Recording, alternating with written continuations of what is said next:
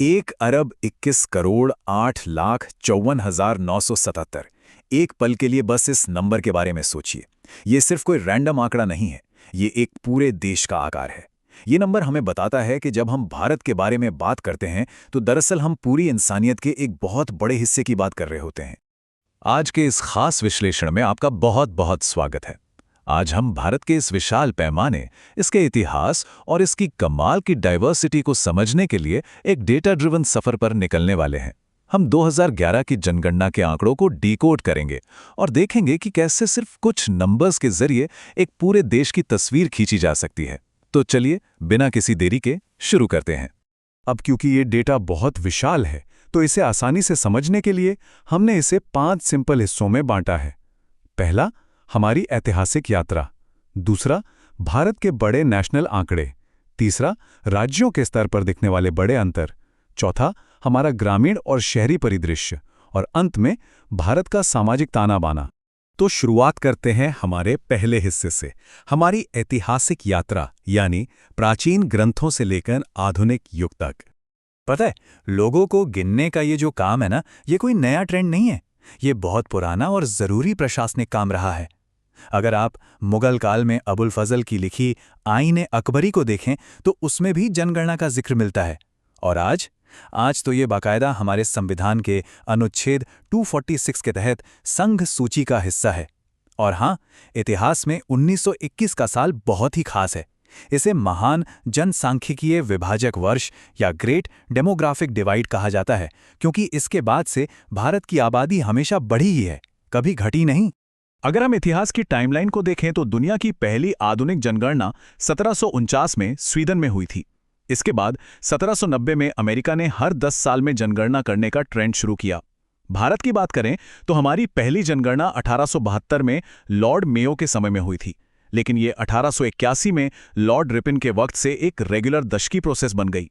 आज़ादी के ठीक बाद 1948 में हमारा अपना पहला जनगणना अधिनियम पास हुआ, जिसने इस पूरी प्रोसेस को एक मजबूत कानूनी ढांचा दिया। तो फिर 2011 की जनगणना ऐतिहासिक रूप से कहाँ खड़ी होती है? दरअसल ये ओवरऑल भारत की 15वीं दशकीय जनगणना थी, मतलब 1881 से चली आ रही एक अनब्रोकन चेन। ये आज़ाद भारत की 7वीं और 21वीं सदी की दूसरी जनगणना थी, और इस पूरे महाअभियान को लीड किया था भारत के महापंजीयक और जनगणना आयुक्त डॉक्टर सी चंद्रमौली ने। चलिए अब बढ़ते हैं अपने दूसरे हिस्से की तरफ, भारत के बड़े आंकड़े। यहां हम देश के नेशनल स्केल को समझने की कोशिश करेंगे।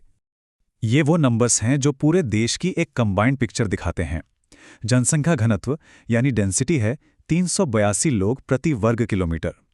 लिंगानुपात की बात करें तो प्रति 1000 पुरुषों पर 943 महिलाएं हैं। हालांकि शिशु लिंगानुपात थोड़ा चिंताजनक है, सिर्फ 919। साक्षरता दर 74.04% तक पहुंच गई और पिछले दशक की ग्रोथ रेट लगभग 17.7% रही। लेकिन जो सबसे चौंकाने वाला फैक्ट है वो ये कि दुनिया की कुल आबादी का करीब 17.5% हिस्सा अकेले भारत में रहता है। लिटरली पूरी इंसानियत का लगभग 5वां हिस्सा।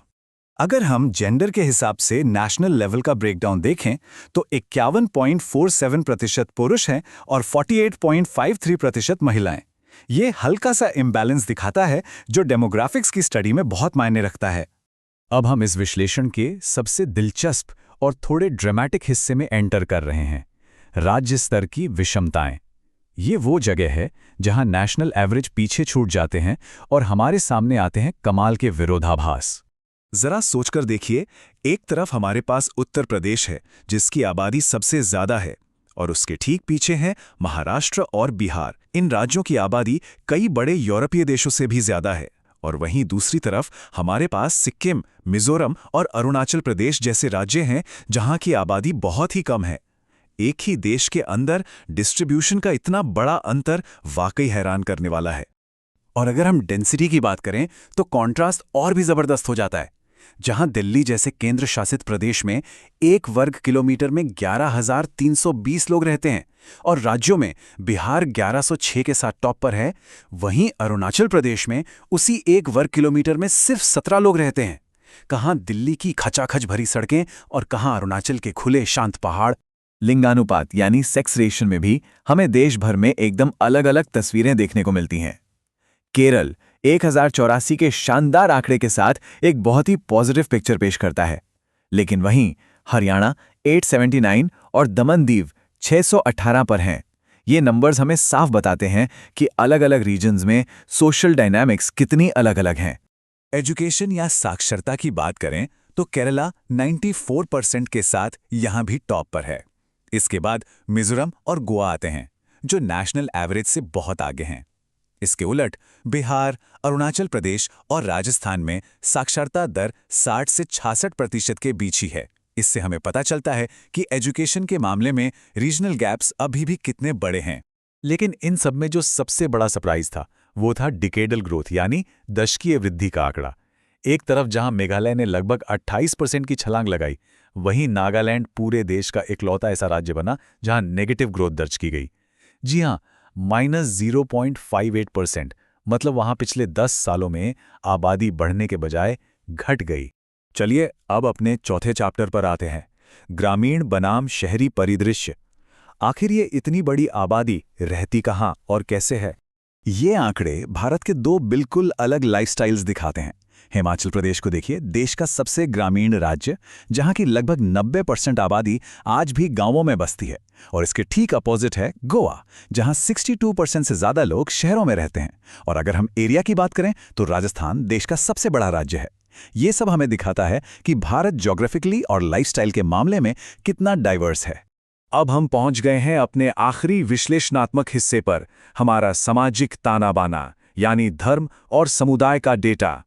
2011 की जनगणना के धार्मिक जनसांख्यिकी डेटा को देखें तो देश की कुल आबादी में 79.8% हिंदू, 14.2% मुस्लिम और 2.3% ईसाई आबादी दर्ज की गई। ये नंबर्स हमारे देश की बहुलवादी और डाइवर्स संरचना को फैक्ट्स के जरिए सामने रखते हैं। इस सामाजिक तस्वीर को पूरी तरह समझने के लिए अनुसूचित जाति एससी और अनुसूचित जनजाति एसटी का डेटा देखना भी बहुत जरूरी है। अनुसूचित जाति कुल आबादी का 16.6% है। उत्तर प्रदेश में इनकी संख्या सबसे ज्यादा है, लेकिन अगर परसेंटेज के हिसाब से देखें तो पंजाब 31.9% के साथ सबसे आगे है। ऐसे ही अनुसूचित जनजाति कुल आबादी का 8.6% है। मध्य प्रदेश में सबसे बड़ी एसटी आबादी है, लेकिन लक्षद्वीप की तो 94.8% आबादी अनुसूचित जनजाति की है। तो इस पूरे डेटा एनालिसिस को समेटते हुए 2011 की जनगणना की वो टैगलाइन याद करना बिल्कुल सही रहेगा, हमारी जनगणना हमारा भविष्य। सुनने में बहुत सिंपल लगता है, लेकिन ये हमें याद दिलाता है कि देश के हर एक इंसान की गिनती क्यों मायने रखती है। ये नंबर्स सिर्फ फाइलों में रखने के लिए नहीं है, इन्हीं से हमारे फ्यूचर की प्लानिंग होती है।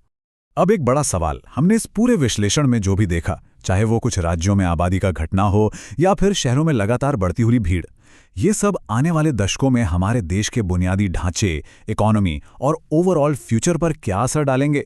ये सोचने वाली बात है ना?